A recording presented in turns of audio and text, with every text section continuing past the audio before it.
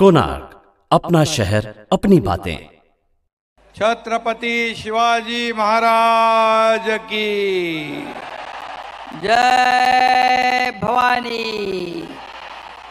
हर हर जय श्री राम। जय जय श्री राम। राम मंदिर भव्य दिव बांधले, पहिले तिकडे दर्शन घेऊनच इकडे आलेलो आहे। आजच्या अंबरनाथ शिव मंदिर विकास परिसर भूमिपूजन समारंभाला उपस्थित आदरणीय गोविंदगिरी महाराज, पालकमंत्री शंभूराज देसाई, सार्वजनिक बांधकाम मंत्री रवींद्र चव्हाण आणि या कार्यक्रमाचे संयोजक खासदार डॉक्टर श्रीकांत शिंदे, आमदार बालाजी किनीकर, किसन कतोरे, कुमार ऐलानी, रवींद्र पाठक, अरविंद वाळेकर, संजय मोरे, नरेश मस्के, गोपाळ लांडगे, गुलाबराव करंजले। काय वेळ कमी आहे, कार्यक्रम बघायचा ना आपल्याला, त्यामुळे सुनील चौधरी, सगळेच, मनीषाताई आणि सन्माननीय व्यासपीठ उपस्थित सर्व आज शिवप्रेमी, शिवभक्त आणि रामभक्त बांधव भगिनी आणि पत्रकार मित्रांनो, खरं म्हणजे अतिशय भव्य दिव्य असे आज उपक्रमांचे भूमिपूजन झालेली आहे। खरं म्हणजे याच्यानंतर आता शिव मंदिर आर्ट फेस्टिवल होणार आहे। स्वामीजी आता तो कार्यक्रम सुरू होण्याच्या अगोदर शिव मंदिर विकास याचं भूमिपूजन तुमच्या शुभ हस्ते झालं। मी अंबरनाथ वासियांच्या वतीने तुमचं मनापासून स्वागत करतो, मनापासून आपल्याला धन्यवाद देतो। कारण राम मंदिर, राम जन्मभूमी ट्रस्टचे स्वामीजी कोषाध्यक्ष आहे। अतिशय महत्त्वाची जबाबदारी त्यांनी पार पाडलेली आहे आणि राम मंदिर प्रतिष्ठा, प्राण प्रतिष्ठा सोहळा यासाठी आपल्या देशाच्या आदरणीय प्रधानमंत्री मोदी साहेबांनी जे अनुष्ठान ठेवलं होतं, जे व्रत ठेवलं होतं, ते पाणी देऊन सोडवण्याचं काम गोविंद देवगिरी महाराजांनी केलेलं आहे। ज्यांनी देशाचं नाव जगभरात मोठं केलं, त्या आदरणीय मोदी साहेबांनी करोडो राम भक्तांचं स्वप्न, हिंदू हृदय सम्राट बाळासाहेबांचं स्वप्न, राम मंदिर अयोध्येमध्ये बांधण्याचं काम केल्याबद्दल त्यांना मनापासून धन्यवाद देतो, मनापासून त्यांचं अभिनंदन करतो। आणि आज इथं भव्य दिव्य असं जे प्राचीन शिवमंदिर आहे त्याचा विकास होतोय। मी मगाशी स्वामीजींना सांगितलं, पूर्वीची परिस्थिती फार अतिशय बिकट होती, नाक धरून देखील जाता येत नव्हतं। पण आज मला जेव्हा नगरविकास मंत्री होतो तेव्हा सांगितलं या सर्व मंडळींनी, खासदार आणि त्यांच्या सर्व टीमने, तेव्हा मी जेव्हा लागले तेवढे पैसे दिले आणि म्हणून हा प्रकल्प पुढे आला। आता 150 कोटी रुपयाचा हा प्रकल्प भव्य दिव्य असा होईल आणि खऱ्या अर्थाने आज अंबरनाथ शिव मंदिर हे प्राचीन मंदिर आहे। जसं आता या मंदिराबरोबर, याच्या विकासाबरोबर अनेक आपण पाहिलं विकास प्रकल्प या ठिकाणी होत आहेत।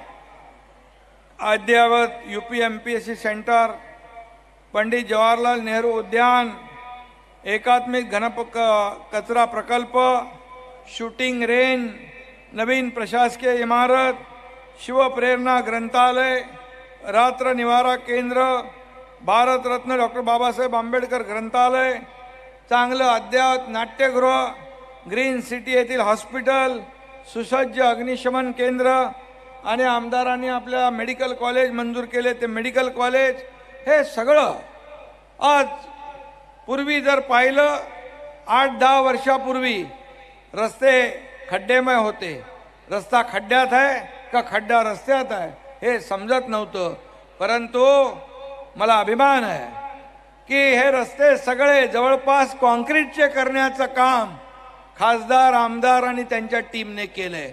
पैसे मी दिलेले आहेत.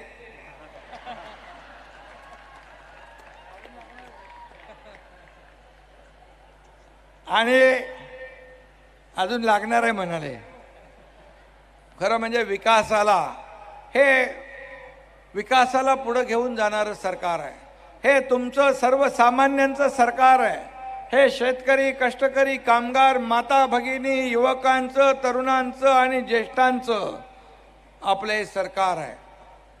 आणि मी म्हणून मगाशी म्हटलं की आपले सूत्रसंचालक म्हणत होते स्वामीजींचं भाषण अगोदर ठेवा. मी म्हणालो नाही, माझं भाषण अगोदर, स्वामीजींचं शेवटी.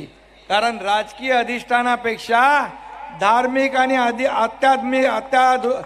आध्यात्मिक अधिष्ठान महत्वाचं आहे. यांच्याच आशीर्वादाने आपल्यासारख्या कार्यकर्त्यांना बळ मिळतं, प्रेरणा मिळते, ऊर्जा मिळते. आणि म्हणून आपण चांगलं काम करू शकतो. आणि म्हणून आज इथं गेल्या 7-8 वर्षापासून आंतरराष्ट्रीय, राष्ट्रीय ख्यातीचे कलावंत फक्त मुंबई, ठाण्यात यायचे. पण खासदारांनी त्यांना या अंबरनाथ सारख्या छोट्या शहरामध्ये आणायचं काम चालू केलं. आणि शिव मंदिर आर्ट फेस्टिवल सुरू झाला. स्वामीजी एवढे माणसं इथं बसलेत, तेवढेच बाहेर आहेत, स्क्रीनवर पाहत आहेत. मला वाटतं एक मोठं मैदान कुठंतरी बनवा, बरोबर ना? आणि त्यासाठी काय पैसे लागतील ते मी देतो.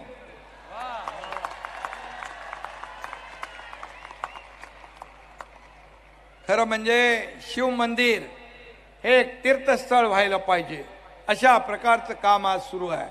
आज लोक सांगतात चलो अमरनाथ, चलो अमरनाथ. तसं आता भविष्यात चलो अमरनाथ बरोबर चलो अंबरनाथ असंही म्हणतील. कारण तुम्ही याची उंची वाढवली आहे. आज विकासाबरोबर सांस्कृतिक भूक भागवण्याचं काम अनेक कलावंत इथं या व्यासपीठावर आणण्याचं काम आणि कला सादर करण्याची संधी आपण दिली. आणि म्हणून मला वाटतं आपण या अंबरनाथची उंची एवढ्या मोठ्या उंचावर नेली आहे. याचं कारण अंबरनाथ वाढतंय. हे वाढतं शहर आहे. आता मुंबईकडचे लोक पूर्वी ठाण्याला यायचे, आता ठाण्याकडचे लोक कल्याण आणि अंबरनाथकडे येऊ लागलेले आहेत. त्यामुळे वाढत्या शहराची गरज देखील लक्षात घेऊन आपण विकासाला राज्य सरकारच्या माध्यमातून कुठेही पैसे कमी पडू देणार नाही, ही खात्री आपल्याला मी देतो. पूर्वी तर नगरविकास मंत्री होतो, आता तर मी तुमच्या आशीर्वादाने या राज्याचा मुख्यमंत्री झालेलो आहे. त्यामुळे कुठेही काही कमी पडणार नाही. हे मी आपल्यातलाच मुख्यमंत्री आहे, मी सर्वसामान्यांचा मुख्यमंत्री आहे, मी सर्वसामान्यांचं आपलं सरकार आहे. सर्वसामान्यांना न्याय देणारं सरकार आहे. आणि म्हणून मी खूप खूप शुभेच्छा देतो. आणि आपल्याला एवढंच सांगतो, खासदारांचा आपण सन्मान घेतला.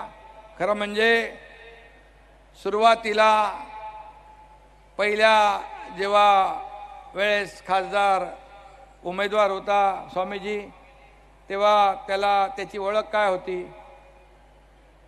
एकनाथ शिंदे यांचा सुपुत्र डॉक्टर श्रीकांत शिंदे.